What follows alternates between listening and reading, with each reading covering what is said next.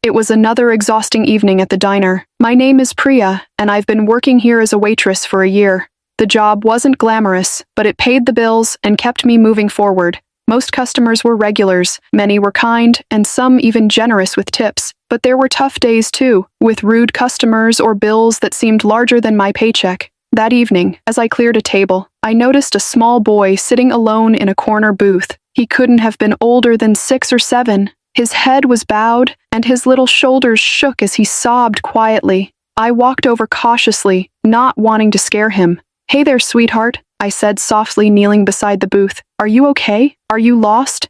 He looked up at me with big, tear-filled eyes. His face was red from crying, and he wiped his nose on the sleeve of his jacket. I want my mommy," he said in a trembling voice. My heart broke right there.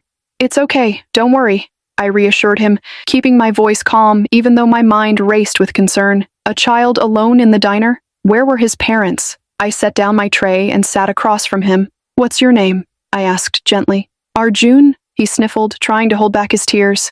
"Hi, Arjun, I'm Priya. Do you remember your mom's name or her phone number?" He shook his head as tears continued to fall.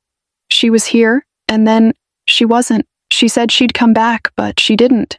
I took a deep breath. Whoever had left him here must have had a reason, or maybe not. Either way, I couldn't leave him like this. "All right, Arjun, would you like something to eat or drink? Maybe some juice or a sandwich?" He hesitated before nodding slightly. I brought him some orange juice and a grilled cheese sandwich, then sat with him as he ate slowly. As he calmed down, he began to talk a little. He told me about his favorite cartoons, his school, and how much he loved his mom. One of my coworkers noticed and whispered, "What's that kid doing here alone? Shouldn't you call someone?" She was right. I had to do something. I called Mr. Kapoor, the diner's manager and owner, to inform him. Mr. Kapoor rarely visited, but his presence was intimidating when he did. I worried about how he'd react. "Priya," he barked over the phone after I explained the situation. "I'm on my way." Arjun grew more restless as the minutes passed, and I held his tiny hand, assuring him everything would be okay. When the door swung open, I saw Mr. Kapoor walking in briskly. His usually stern face looked different, anxious. He stopped abruptly when he saw Arjun. "Arjun!" he exclaimed, his voice breaking. To my astonishment, the little boy jumped up and ran straight into his arms. "Papa!" he cried. I stood frozen, shocked. This boy was his son? The cold, intimidating Mr. Kapoor had a tender side? What happened?" Mr. Kapoor asked, clutching his son tightly. I quickly explained how I found Arjun crying and stayed with him. Mr. Kapoor listened silently, his face a mix of relief and guilt. "He was with his nanny," he finally explained, his voice heavy. "She must have stepped away for a moment, and I had no idea he came here looking for me." He gently stroked Arjun's hair. "I'm sorry, Beta. Papa's here now." Seeing them together was an emotional moment. It was clear he loved his son deeply, even if his work seemed to pull him away. Before leaving, Mr. Kapoor turned to me and said, "Thank you, Priya. You didn't have to do this, but you did. I owe you." After that day, things changed. Mr. Kapoor greeted me warmly whenever he visited the diner, and even gave me a small raise.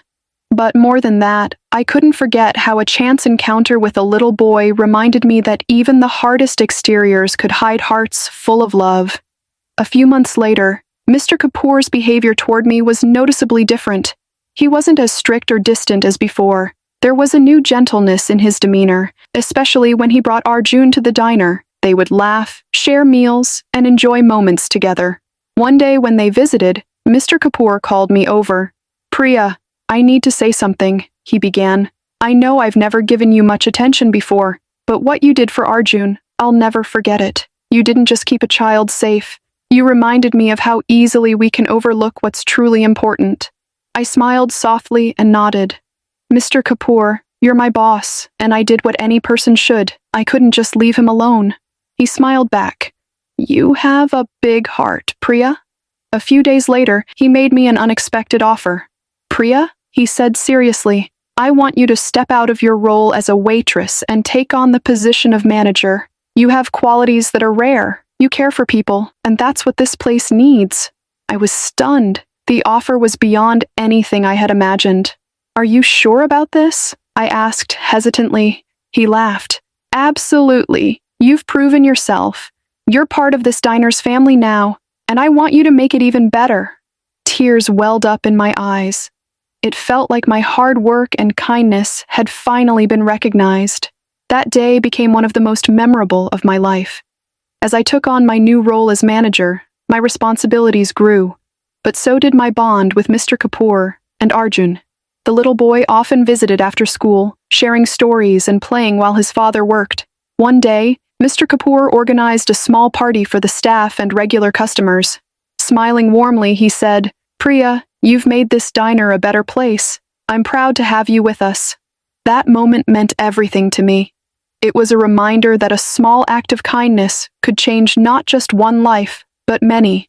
And that's a lesson I'll carry with me forever. Never hesitate to help someone, because you never know how it might change your own life in return. Thank you for watching till the end. I hope you enjoyed the story. If you did, don't hesitate to like the video and share it with your friends too. Subscribe to our channel and turn on the notification bell for more fascinating stories. Have a nice day.